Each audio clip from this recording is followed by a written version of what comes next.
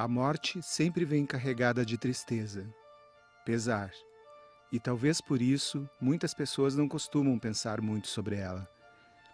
Mas em setembro de 2011, foi criado em Londres, por John Underwood, o Death Café.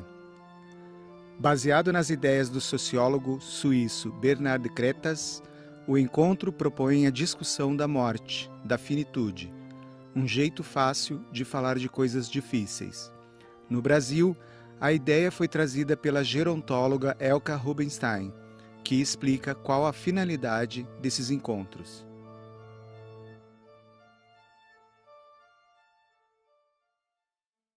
Metade das pessoas para quem você perguntar sobre morte vai dizer: ai, pelo amor de Deus, cruz credo, nem fala isso, porque pode chamar, pode, né? Então, a expressão morte você não brinca porque de repente ela ouve e acha que você está chamando.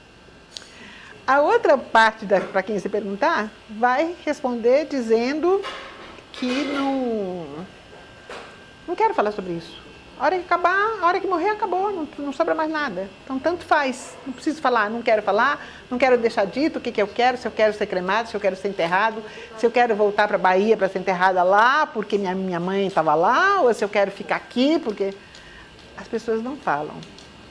Então, a ideia hoje é começar a poder falar sobre a morte. A morte da gente, que a gente não sabe quando vai ser. A morte da gente quando a gente já souber. Quando você descobre que está com câncer, aí você começa a saber.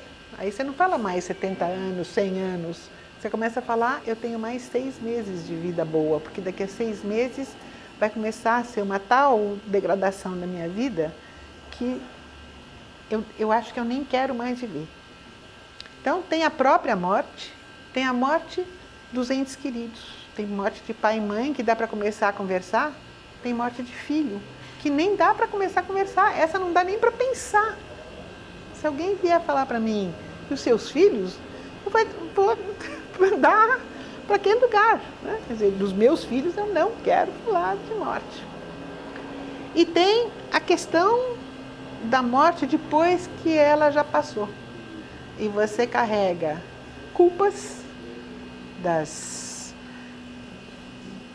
do que você deixou de fazer ou fez errado com as pessoas que você gostava e agora não tem mais jeito.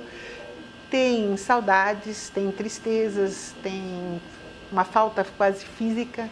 Então, o Death Café é um espaço para poder falar sobre isso. Ele não é um espaço para virem as pessoas que estão morrendo, ainda que a gente, toda vez que termina um Death Café legal, gostoso, né? de brincadeira, de conversa, a gente tem que dizer, se algum dia aparecer alguém aqui que está morrendo, é preciso abraçar e criar um espaço para que essa pessoa possa falar de um outro ponto de vista que não é o da conversa de botequim ou da conversa dos intelectuais que sentam e conversam sobre filosofia da morte. O Death Café está pronto para tudo isso, para a própria morte, para a morte dos outros, para a morte que já foi e o que ela deixou para trás. O que a gente tem percebido ao longo desses eventos, esse já é o 4º que a gente faz, é que é um espaço muito importante para que a pessoa consiga falar sobre a morte. Existe um tabu muito grande, as pessoas não gostam de falar livremente sobre a morte.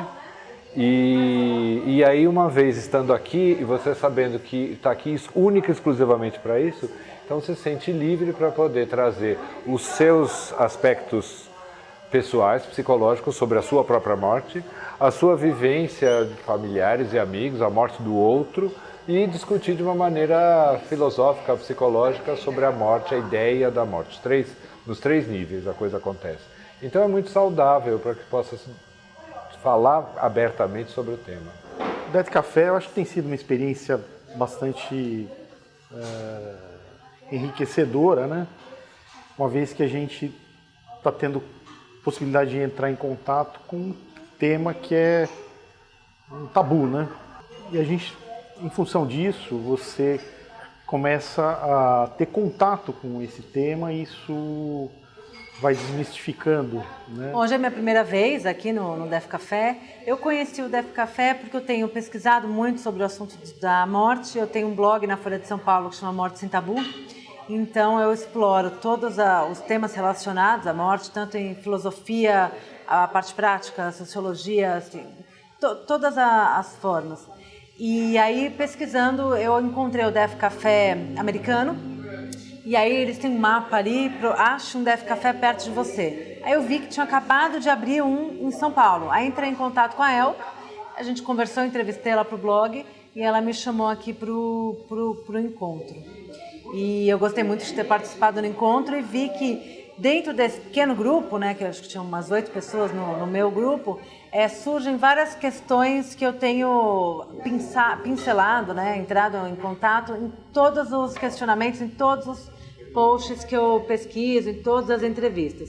E essas questões, na maior parte das vezes, são relacionadas a direitos humanos, né, ao que é uma morte digna e principalmente o que é uma boa morte. Então eu tenho falado muito sobre o que é morrer bem. E aqui no Brasil, morre-se muito mal. Teve até um ranking da The Economist, que não é novo, que é de 2010, onde o Brasil foi colocado lá embaixo, entre os países que pior se morre no mundo. A gente está lá, a gente morre muito mal aqui.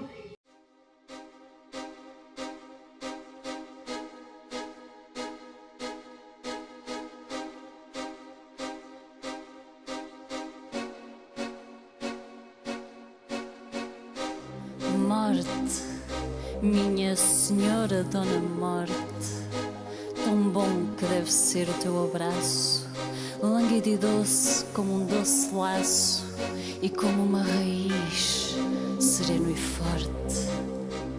Não há mal que não sara ou não conforte, tua mão que nos guia, passo a passo, em ti, dentro de ti, no teu regaço. Não há triste destino, nem má sorte. Dona Morte, dos dedos de veludo, fecha-me os olhos que já viram tudo. Prende-me as asas que voaram tanto. Vim de Moirama, sou filha de rei. Uma fada me encantou e aqui fiquei.